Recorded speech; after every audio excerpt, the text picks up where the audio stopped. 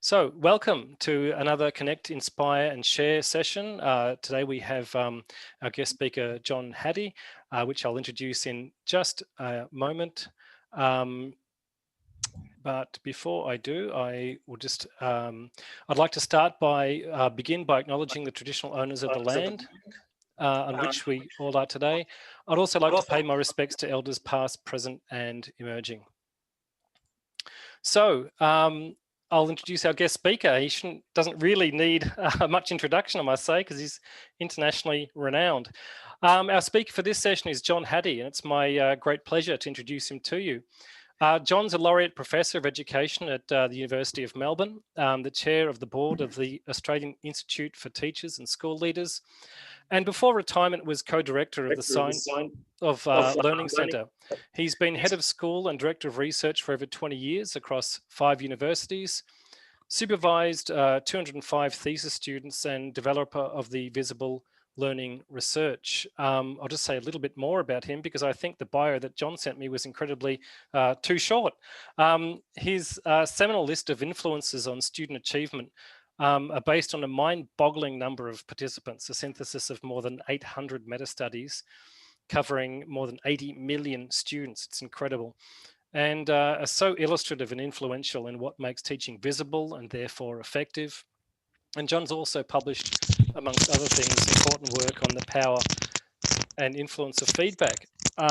These are areas of interest for all of us. I feel we're really very privileged to have John speaking to us today.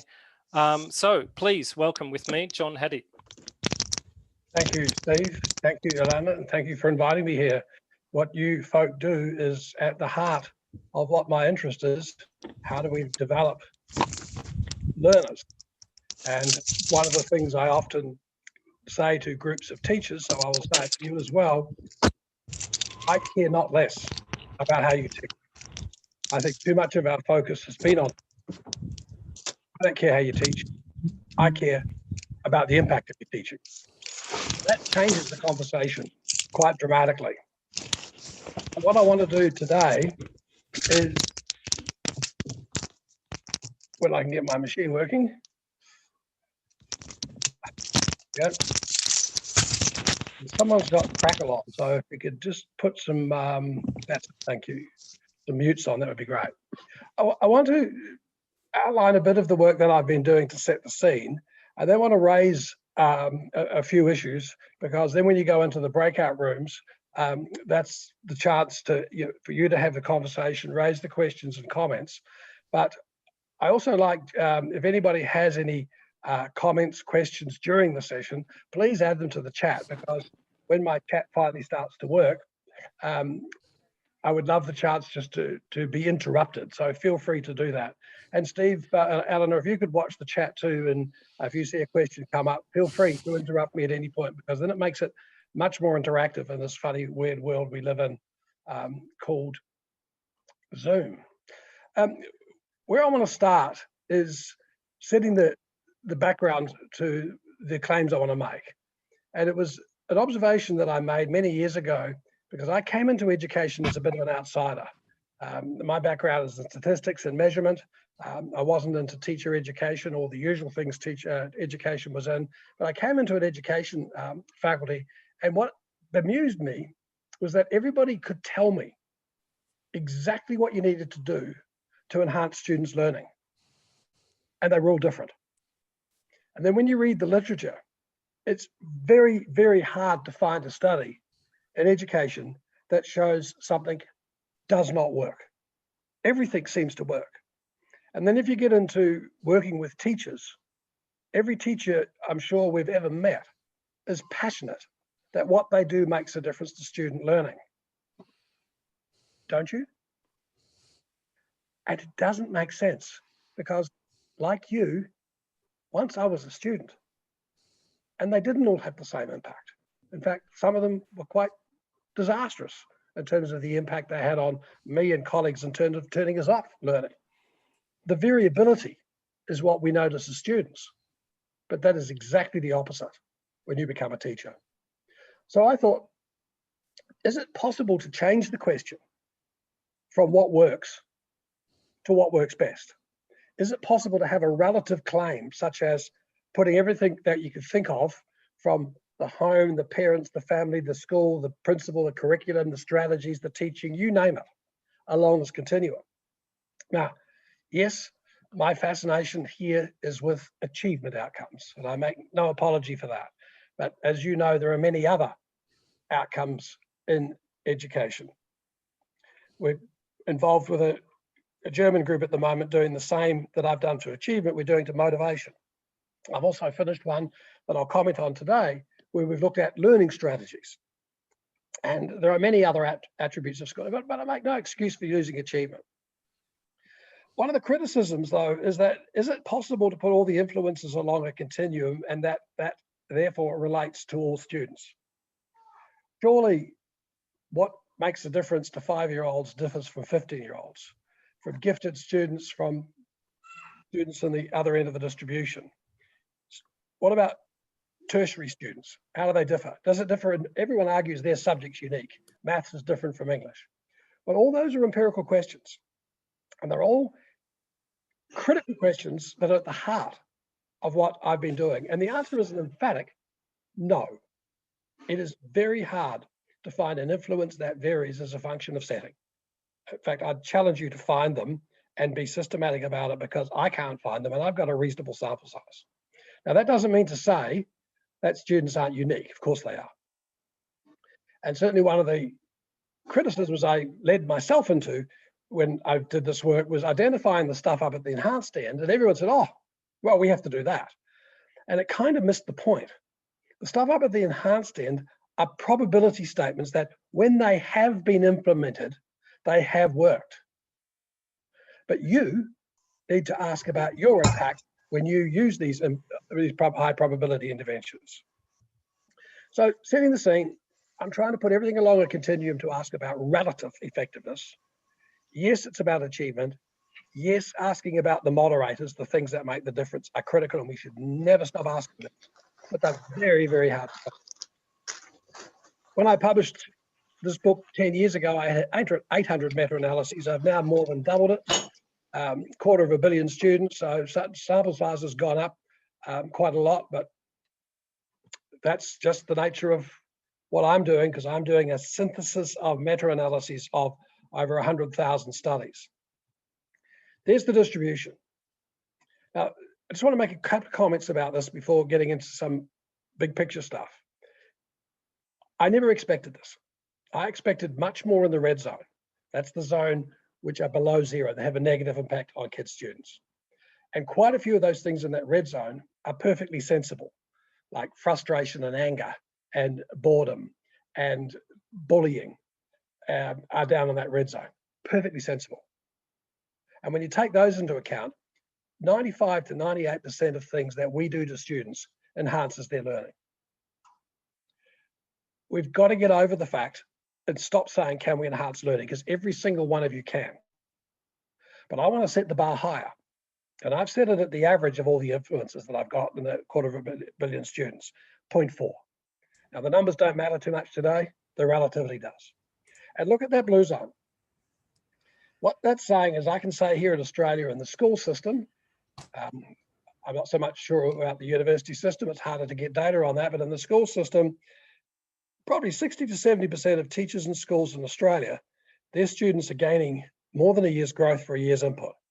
And I think that's pretty impressive. And what I wanted to do is to say, what are the discriminating factors between those teachers, those schools, and those in the yellow zone? Because I'm not that interested in the red zone because I'm much there. So that was my endeavor. That's why it took me 20 years to write the book, not because of the data. The data is actually quite trivial to collect. It's interpreting that made the difference. Now, 300 influences. I'm not going through those today. That's not the point. Last year, we released a free website called MetaX. If you want to know about any influence, you can go and look at it. As we develop MetaX over the next year or so, you'll be able to slice it by university students compared to others, because I looked deliberately at 4-year-olds to 20-plus-year-olds at university. I cut out adult learning because a lot of adult learning is with a very unique group of people, usually with language issues, foreign language, etc. They're not representative of most adults. It's an unusual area of research. So it stopped at the university level. So MetaX is there, but that's not the point. Have a look at those. Why don't you put in the chat room? Now, which ones do you think are in the red zone? In the red zone, negative, and there are some. Which are in the yellow zone, below average, and which do you think are in the blue zone, above average?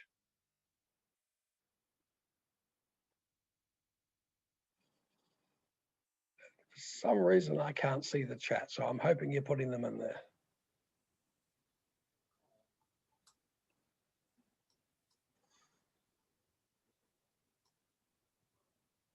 So have you committed to any?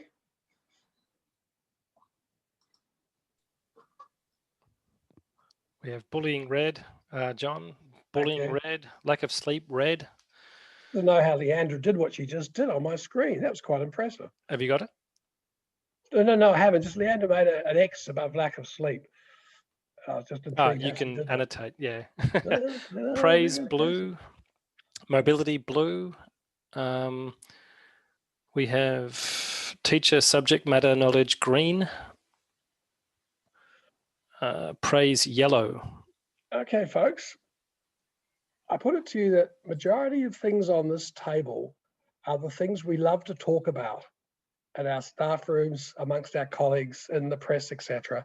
And none of them are in the blue zone. Most of them are structural influences. Now, don't get me wrong. Those things that are in the yellow, yes, you can find evidence it enhances student learning. That's why they're positive. And like one of the things that fascinates me is you take something like discovery-based teaching or problem-based teaching, which is very low effect sizes, and people stand up and say, oh yes, but it works for me. Well, yes, it does, because you've set the bar so low. Can it does enhance learning? It does, but trivially so. And one of my fascinations is trying to understand why some of those things are so low, like class size is a classic one. It's a very low effect. Now, I'm sure you understand how that angers almost every teacher in the world. And the only question in town is, why is that effect so low? And it turns out there's a very simple answer. You take teachers in classes in schools, even though the effect of class size in university is the same, it's very low. So it's actually the same in special ed classes, and it's the same in preschools. If you take teachers in classes of 30 and you put them in classes of 15 and you don't change how they teach, no wonder you get a small effect. In fact, we know from the qualitative synthesis that I've done on class size, in smaller classes, teachers talk more. There is less group work and there's less feedback. Now, does that mean class size doesn't make a difference? No, it means that when we have done it and we haven't changed our teaching, it hasn't made a difference. But that's not my big message today. The message I want to get across is, look at those numbers. I would argue they're tiny. Tiny, tiny, tiny. And I want you to contrast them with those. Because this is the big 7 messages that underlie the visible learning work. When teachers work together to evaluate their impact, if you as a group of all people work together to evaluate your impact, the effect on the student is dramatic. And it starts by asking that question, what do you mean by impact? Is it just to get them to pass the tests, to complete the thesis? Is it to get them to have deep learning? Is it to get them to be more satisfied? All those are debatable questions.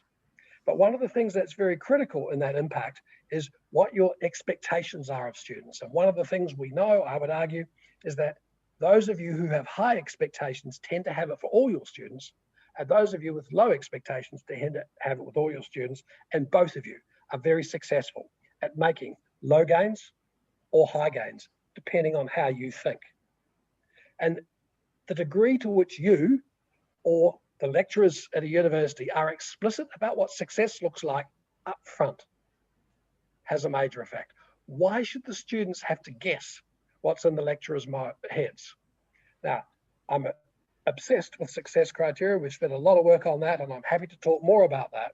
But it's not just merely putting them up on the whiteboard or on the Zoom screen. It's, do the students understand when good's good enough? And that introduces the Goldilocks principle of challenge. That success criteria should be not too hard, not too easy, or not too boring. And if there's a gap between where the student is when they start the course and the success criteria, and there should be, if there's not, the work's too easy. And that's typically the problem in some schools, not that it's too hard, but some students it can be quite inaccessible. If there is that gap, then there is errors. And getting students to realize that errors and failure are their best friend is absolutely critical to success. And so does the teacher and do the students welcome errors as opportunities and feel that the class is inviting for students to belong and not know? And then how do we, as instructors, maximize feedback to us about our impact? And I'll talk about feedback a little bit more in a second. And that relentless focus on learning rather than teaching. So those are the big messages that underlie all the work that we do. And now we work in about 10 to 20,000 schools around the world every year for the last 10 years. We've done interesting work at the university level, but I'm sure you know better than me. Working with university staff on teaching is a really interesting mixed bag. The big message, I want us as educators to see learning through the eyes of students. Graham Nuttall did a great piece of work many years ago where he microphoned kids, watched them every day of the school year, and one of his major findings was that 80% of what happens in a class, a teacher doesn't see or hear. So why you care about a teacher's reflection is beyond me, because it's only 20% of what happens. But how do we actually see what learning looks? And you guys, more than anyone, will see learning through the eyes of students much more than most instructors are. And then the other side of that equation is when students see themselves as their own teachers. Now, I know in your purpose statement, which I read this morning, you talk about self-regulation. I think that's what self-regulation means. Student control over learning has an effect size of 0, because it's a misunderstanding of what we're talking about in self-regulation. Students don't have control over learning because they're not experts, they can't think like experts, and they don't know what they don't know. That's why we have teachers. But I do want them to be able to teach. And one of the things that we do a lot of in our work is teach back. We get the students to do learning, and then we ask them to teach back to someone else or teach to us. Kind of like peer tutoring, but peer tutoring has that whiff of bright students and not so bright students. No, the exit ticket is, can they teach someone else? Very powerful method. And so when I look at your 3 first position statements, obviously it lines up. You want high quality learning. I do too. Independent learners, yep, I want them to be teachers. I don't want them to be too independent, because I think that's sometimes a misunderstanding that the students think they have to do it by themselves. And I'm absolutely obsessed about the language of learning, as you seem to be too.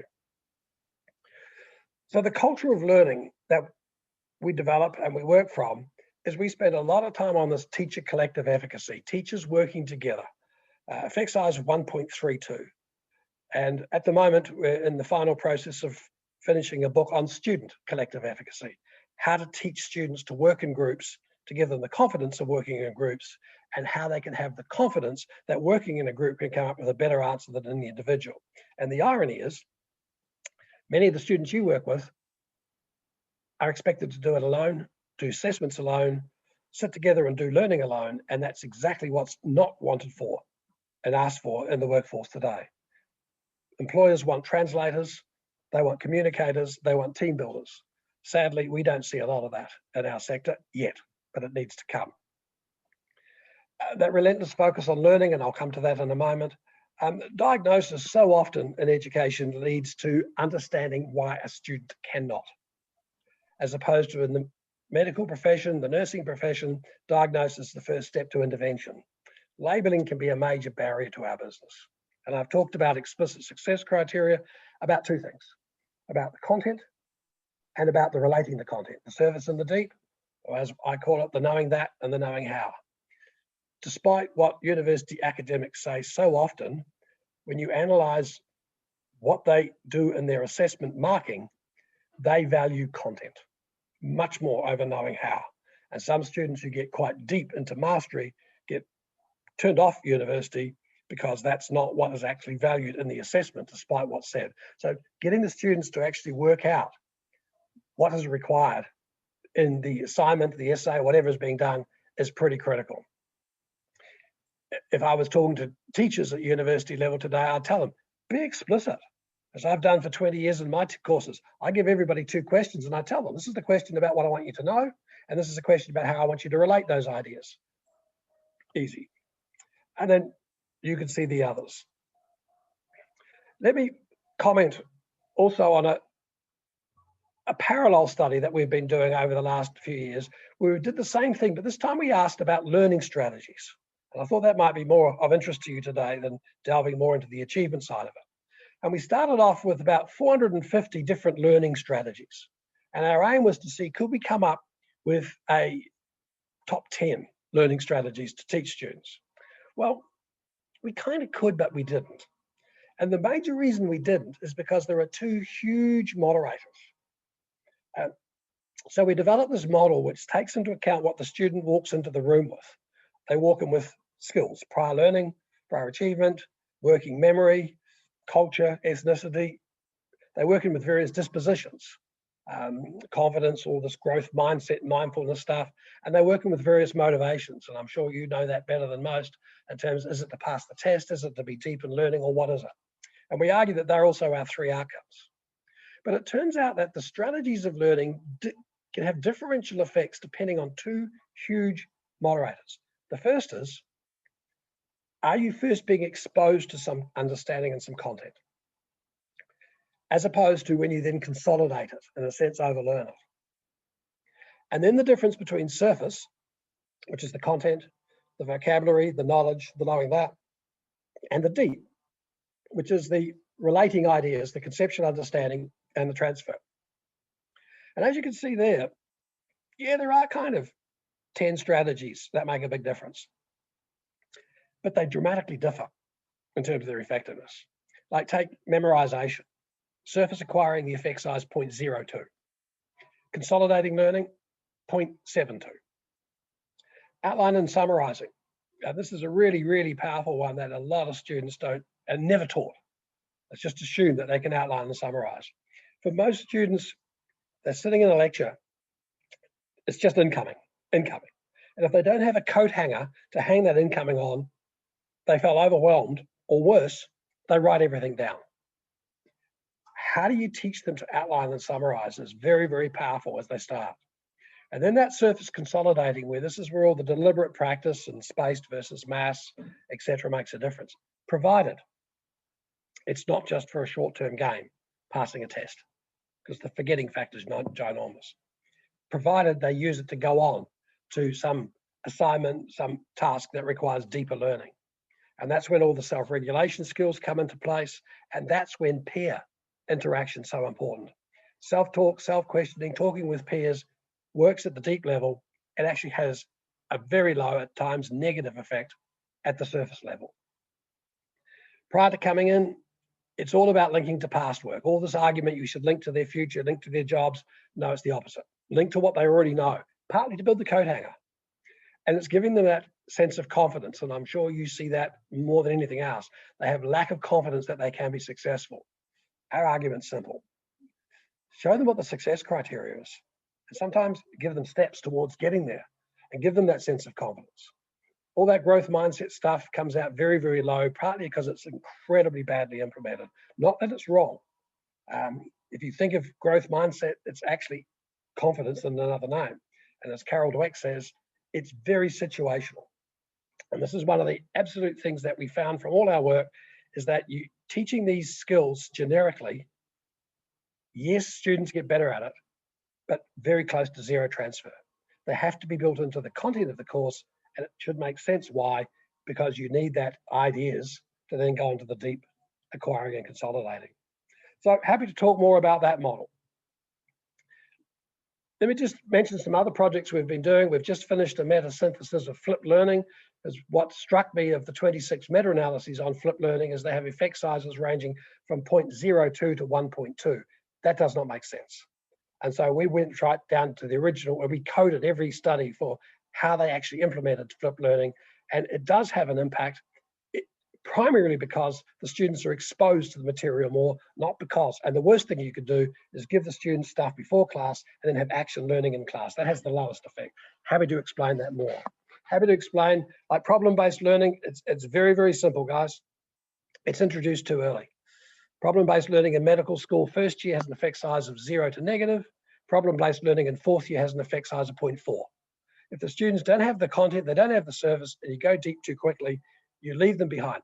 Of course, some students will do very well in problem-based learning if they have the prior knowledge. We just finished a massive study using Turnitin and some of the GrokSpot and some of the tools out there and technology to provide feedback. Happy to talk about that, and certainly how powerful and variable feedback is. And I've mentioned student collective efficacy. I know this is a very short overview and I don't want to swamp you too much, and I hope I've given you a bit of a coat hanger. I'll give you the PowerPoint. You want to follow up with references, because one of the beauties of COVID is it gives you lots of time to write, and that's where I wanted to finish. We've just written 6 books. You can see what I've been doing during COVID, and particularly looking at the US market, because the word distance learning doesn't quite work as well as in Australia, but the publishers said no. In America, they went to COVID near the end of their school year, had 3 months, they had crazy politics. The fear factor was extremely high. So they asked us, would we write these books? Like I'm embarrassed to say this. In 8 weeks, they've sold 400,000 because it's an empty market. There's a lot of anxiety out there in the US, less so here. But I do want to mention one thing, and it's mentioned in our college and university instruction book. One of the beauties of social learning and COVID kind of teaching and what universities are doing is the incredible power of social media. Students are more likely to think aloud, to raise questions they don't know the answer to, and to have those kind of discussions on social media that they would not have to you in a person-to-person. And we've been exploiting that. We discovered that about 5 years ago. And our argument is that you don't come to class to learn that which you know. So how do you privilege the not knowing? They are prepared to do it on social media. And I put to you, and I'm intrigued to hear your comments, during your COVID experience when you're dealing with students, my hypothesis would be that you will actually hear students thinking aloud more, talking aloud more than they would if they were sitting beside you. And I think we need to capitalize on that.